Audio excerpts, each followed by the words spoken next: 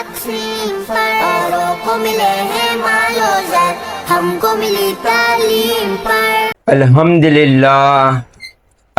للہ رب العالمین، والصلاة والسلام علی سید المرسلین وعلی آلہ واصحابہ اجمعین ومن تبعہم بإحسان الی یوم الدین، اما بعد۔ قال اللہ تبارک و تعالی فی القرآن المجید والفرقان الحمید، فاعوذ باللہ من الشیطان الرجیم، بسم اللہ الرحمن الرحیم، یا ایھا الانسان ما غرک بربک الکریم، صدق اللہ العظیم۔ میرے زندگی کا مقصد تیرے دی کی سرفرازی، میں اسی لیے مسلمان، میں اسی لیے نمازی۔ محترم و مکرم عزیز سامعین اکرام، السلام علیکم ورحمۃ اللہ وبرکاتہ۔ نہ تو زمین کے لیے ہے نہ آسماں کے لیے، یہ جہاں ہے تیرے لیے، تو نہیں جہاں کے لیے۔ ابھی میں نے جو آیت مبارکہ کی تلاوت کی، اس میں اللہ تعالیٰ ارشاد فرماتا ہے، اے انسان تجھے کس چیز نے رب کریم سے دور کر دیا؟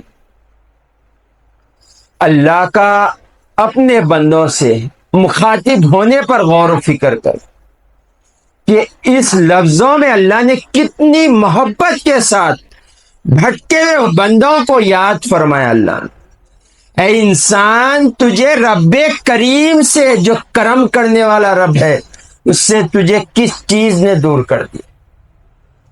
آج ہمارا اگر کوئی نافرمان ہو جاتا ہے، کوئی ہمارا احسان فراموش ہو جاتا ہے، ہم اس سے کیسے مخاطب ہوتے؟ اونچی آواز سے مخاطب ہوتے، گالی گفتار سے مخاطب ہوتے، ہم اسے مارتے ہوئے اس کے ساتھ مخاطب ہوتے۔ کیوں؟ اس نے ہماری نافرمانی کی، اس نے ہماری احسان فراموشی کی، اور ہم نے ساری زندگی رب کی نعمتیں کھا کر، رب کے احسانات اپنے اوپر لے کر، جب رب کو ہی بھول گئے تو اللہ ہمیں یاد دلائے، بندے تجھے کس چیز نے رب کریم سے دور کر دیا؟ تو پچھلے پروگرام میں بتایا گیا تھا کہ انسان کو رب سے دور کرنے والی چیزیں تین چیزیں ہیں، جس کی وجہ سے انسان اللہ سے دور ہو جاتا ہے اور دو جہاں میں ذلیل و رسوا ہو جاتا ہے۔ پہلی چیز انسان کو رب سے دور کرنے والی پہلی چیز نفس ہے، دوسری چیز شیطان ہے، تیسری چیز دنیا ہے۔ اور یہ تینوں چیز کو اللہ نے انسان کو قوت عطا فرمائی ہے کہ ان پر قابو کر سکتا ہے انسان۔ ایسا نہیں ہے کہ نفس جی ہے تو اللہ نے انسان کو اس کے حوالے کر دیا، نہیں، نفس پر قابو کرنے کے اللہ نے طریقے بھی بتائے۔ شیطان کو اگر دشمن بنایا ہے اللہ نے، طاقت دی ہے تمہیں، تو اس سے بڑی طاقت رکھنے والی چیز اللہ کی ذات ہے، وہ تمہارے ساتھ ہو جاتی۔ اور دنیا اگر اللہ نے بنائی ہے تو آخرت بھی اللہ نے بنائی ہے۔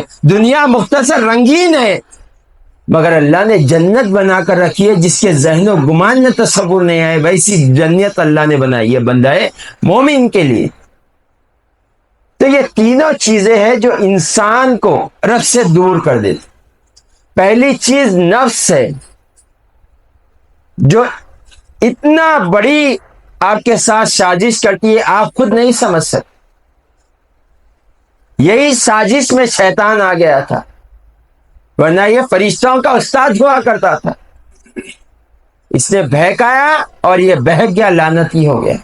تو نفس کو قابو کرنے کی تین چیزیں ہیں، اگر بندہ اس پر عمل کر لیتا ہے تو بندے کی نفس اس کے قابو میں ہو جاتی ہے، اس کے تابع ہو جاتی ہے بندے کی نفس۔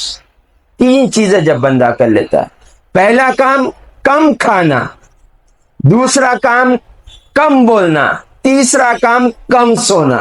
جب بندہ یہ تین چیزیں کر لیتا ہے اس کے بعد بندے کی نفس اس کے قابو میں ہو جاتی ہے۔ یہ جو نفس ہوتی ہے انسان کو دنیا میں بھی ذلیل کرتی ہے اور آخرت میں بھی ذلیل کرے گی۔ یہ نفس ہی ہے جو تکبر میں لاتی ہے، یہ نفس ہی ہے جو بے حیائی کے کام کراتی ہے، یہ نفس ہی ہے لوگوں کے سامنے ہمیں شرمندہ کراتی ہے۔ تو پہلا کام نفس کو قابو کرنے کا یہ کم کھانا ہے، اور کم کھانے کی اتنی فضیلتیں اللہ اور رسول نے بتائی ہے، ہم اس کا ذہن و گمان نہیں کر سکتے۔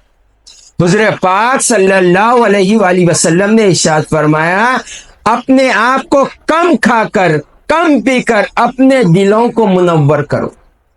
جو بندہ کم کھاتا ہے کم پیتا ہے تو اس کا دل منور ہو جاتا ہے، دل اس کا روشن ہو جاتا ہے اور دل میں اللہ ایک چمک عطا کرتا ہے۔ اور اس کی مثال ہم سب جانتے ہیں کہ کم کھانے کی کیا فضیلت ہے۔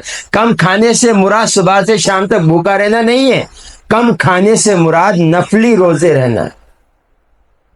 جو بندہ نفلی روزے رہتا ہے اللہ تعالیٰ اسے کامیاب کر دیتا ہے۔ حضور پاک صلی اللہ علیہ وآلہ وسلم نے روزے کی کئی فضیلتیں بتائی ہیں۔